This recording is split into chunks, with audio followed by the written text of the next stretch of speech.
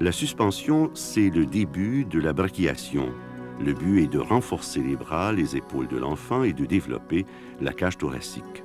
Il est important de commencer lentement et de faire en sorte que les pieds de l'enfant soient très près du sol, par sécurité, durant la suspension.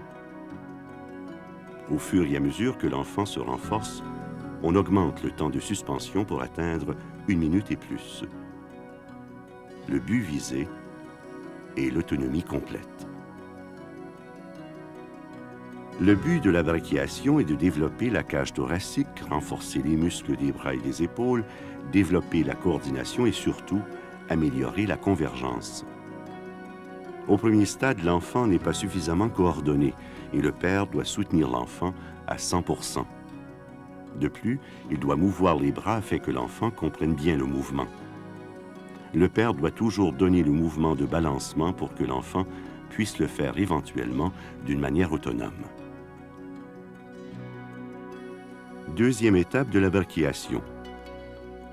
L'enfant commence à être autonome d'une main, donc le parent dirige d'une seule main en soutenant encore l'enfant complètement, mais en s'assurant toujours d'effectuer un mouvement de balancement.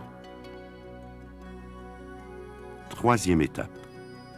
L'enfant est maintenant autonome des bras et le père soutient toujours complètement l'enfant, en donnant le mouvement de balancement comme un singe dans les arbres.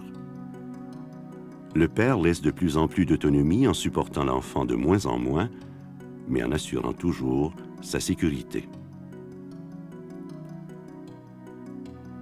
Cinquième étape. Maintenant, l'enfant est complètement autonome et avance seul. À noter le mouvement de balancement naturel pour un déplacement aisé. On commence avec un petit nombre de déplacements et on augmente jusqu'à 30 longueurs par jour.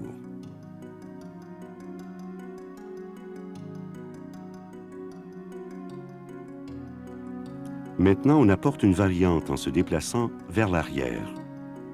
L'enfant développe ainsi d'autres muscles, en plus d'augmenter le degré de difficulté.